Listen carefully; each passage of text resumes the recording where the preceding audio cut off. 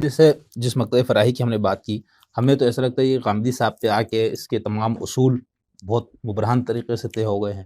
اور ان کی بنیاد پر فروعات بھی کافی سارے، یعنی فقہ، کلام، تفسیر، سب میں ہم دیکھتے ہیں۔ تو اس کے بعد تقلید کا دور ہے نا، اب شروع ہوگا آپ کے ہاں، یعنی اب جیسے اب آپ غامدی صاحب سے آپ خود ماشاءاللہ سب سے قریب ان کے محنت بھی کی، پڑھا بھی، ان سے براہ راست آپ نے استفادہ، تو کوئی ایسے ایک دو اصول بتائیں نا کہ آپ کہیں کہ ان اصولوں میں غامدی صاحب سے اختلاف ہے، ایسا کوئی؟ نہیں، ایسا اصول نہیں ہے، اس لیے ٹھیک کہ ہے، میں تو خود اختلاف کے نتیجے میں اس فکر تک پہنچا، ٹھیک ہے نا، اب پرنسپل پہ تو میرا اختلاف نہیں تو اس فکر کے کسی یا کوئی اور آپ جیسے اپنے جو ابھی حلقے میں آپ کے موجود ہے، جو ہے۔ المورد میں یا جو غامدی صاحب کی کوئی ایسا جس نے کہا کہ ہم فہم دین کے جو غامدی صاحب نے اصول متعین کی اس سے ہمیں اختلاف، ایسا بھی یہی سے تو تقلید کا وہ ہے نا، کہ باقی جو ہمارے یہاں حنفی مکتب ہے یا شافعی مکتب ہے یا مالکی، تو وہ بھی یہی کہتے ہیں نا کہ بھئی دیکھو اجتہاد مطلق ہم نہیں اب جائز سمجھتے یا نہیں رکھا گیا، کیونکہ امت میں مزید گروہ بندیاں ہو رہی تھی، تو وہ بنیادی اصول ہمارے ہاں طے ہو گئے، چاہے وہ 100 سال میں ہو یا 200 سال میں، ٹھیک ہے۔ اس کے بعد وہ کہتے ہیں کہ ان اصولوں کی بنیاد پر جو فروعات بھی اخذ ہو گئے، وہ آج کے حالات تک بہت سارے ایسے ہیں جس کے اندر ہم اب کچھ مسائل ہے جو آج کے دور میں ہے جو ان فروعات کا وہاں پر وہ تفرع نہیں ہوا، تو اس کے اندر پھر مجتہد فی المذہب نکل آتا ہے نا، تو یہ تو پھر آپ لوگوں کے ساتھ بھی ایسے ہی ہے۔ ایسا نہیں ہے، اس کی وجہ یہ ہے کہ ہم ایک کنڈیشن کو اصول میں تسلیم نہیں کرتے جو وہاں پر تسلیم شدہ ہے، وہ یہ ہے کہ جو پرنسپلز ہم نے بنائے ہیں وہ سب کے سب چیلنج ہو سکتے ہیں۔ نہیں، وہ تو لوگ تو چیلنج کر رہے ہیں، آپ نہیں، میں سے خود نہیں کر رہے وہ نا تو کوئی اس شخص۔ لیے چیلنج نہیں کر رہے کہ ہم نے جو چیلنجز لوگ کرتے ہیں ان کا کریٹیکلی جائزہ لیا ہے، یعنی چیلنج کرنا ناگزیر نہیں ہے، چیلنج کے امکان کو ماننا ناگزیر ہے۔ چیلنج تو میں تب کروں گا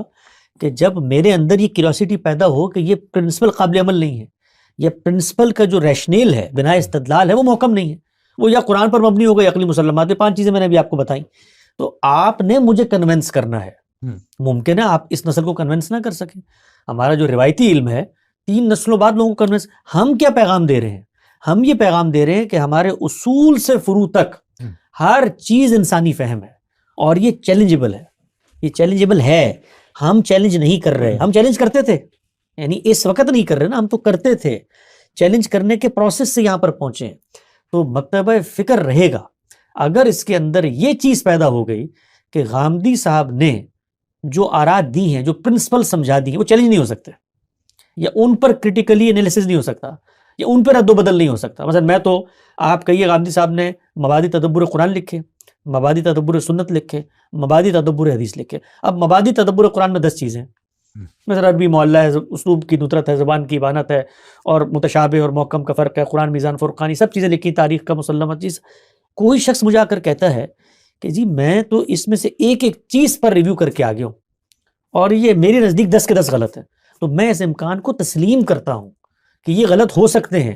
کیا جن سے آپ ہمارا تقابل کر رہے ہیں وہ اس امکان کو مانتے ہیں؟ اگر نہیں مانتے تو تقابل نہیں بنتا۔ مکتبہ فکر کل فرقہ بنے میری طرف سے، فرقہ بننے کے بعد انہی ضلالتوں میں گمراہ ہو جائے جس میں روایتی طبقے رہیں، میرا کیا لینا دینا؟ میں تو دنیا میں اپنا امتحان پورا کرنے کے لیے آیا ہوں، میں 60 سال بعد قبر میں ہوں گا، تو جو شخص وہ کام کرے گا وہ اللہ کے احتساب کا